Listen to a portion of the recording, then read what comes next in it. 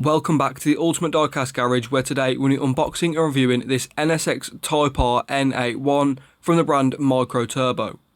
Now, straight away you can see the packaging nice and premium with all the details of the model underneath, which you will get to see up close soon.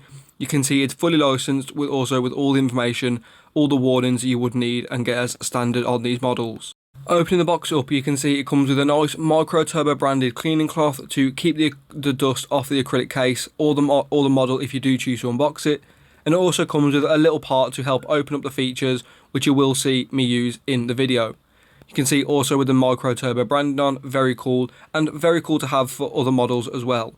The model coming on a more premium acrylic style base with the NSX-R NA1 on the metal base plate. These aren't numbered from what I know, as it would usually say on the base plate, but you can just see the NSX-R NA1 on the front, nice and bold and nice and premium. You can see looks very, very nice on the base. But with the model now off the base, you can see the detail up close a little bit better, including the two little indicators at the front, very nicely detailed, looking super realistic. And also there's a nice intercooler tucked away under the front grille, which again adds the more realistic 3D effect. The wheels on this model are also really nicely done, very well proportioned and look super realistic. The Honda logo in the centre, nice and crisp and also very easy to see. You can also see that they've got brake calipers and discs behind the wheel, which again are really nicely detailed, further cementing the level of detail that Microturbo do add to the models. Just like the tail light, it looks super realistic and really well proportioned to the model, even including the little bit of the light over the spoiler, which again further adds to the level of realism which not a lot of brands do include on the NSX.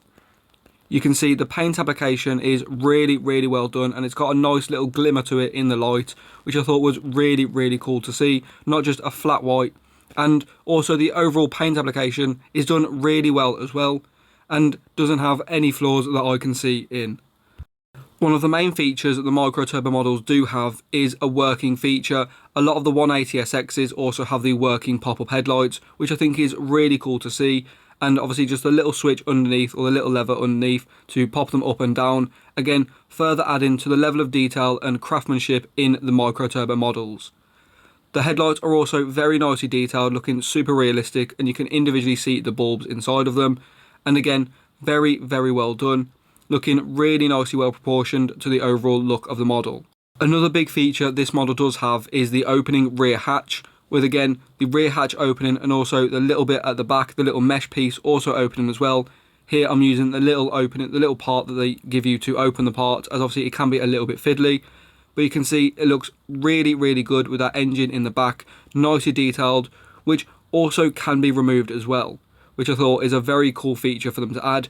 I know their S2Ks or their Honda S2000s also have that feature as well, so again, really cool to see them on other models now.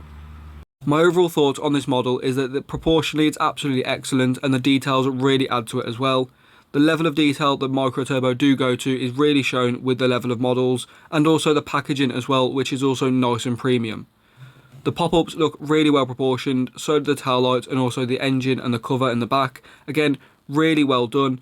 The wheels are nicely detailed, and they've also got detail on the interior, on the dashboard and the center console, which again looks really good. The red seats really pop against the white and really accentuate that the level of detail Microturbo do go to. The badges are nice and crisp, including the ones on the wheels, and like I say, even including brake calipers and discs behind them, again further adding to the level of detail Microturbo do go to. You can see the engine in a bit more detail here, again really well done. Not the best engine on the market for models, obviously Time Micro and other brands like Focal Horizon do add a little bit more detail to their engines, but again they aren't removable, so you can't fully see them. You can only see them in the engine bay, which again is still very good, but with this one being removed, you can really see that the level of detail I have gone to is absolutely excellent overall, with the Honda VTEC on the top, again looking really cool. Let me know your thoughts on this model down below in the comments. Is this one you're going to be adding into the collection, or are you going to take a pass on this one? I think overall, personally, this model is definitely being added into my collection, as the level of detail is absolutely phenomenal, and arguably it's one of the best NSXs on the market right now. Now, if you do want to check out any more Microturbo models, I have got a link to the playlist in the description if you do want to check any of those out. But with that being said, thank you for watching, And let me know your thoughts on this model down below. Like I say, will you be getting it or won't you? Obviously the packaging, you can keep it in the packaging if you do want, but in my opinion these models always look best open and in a display.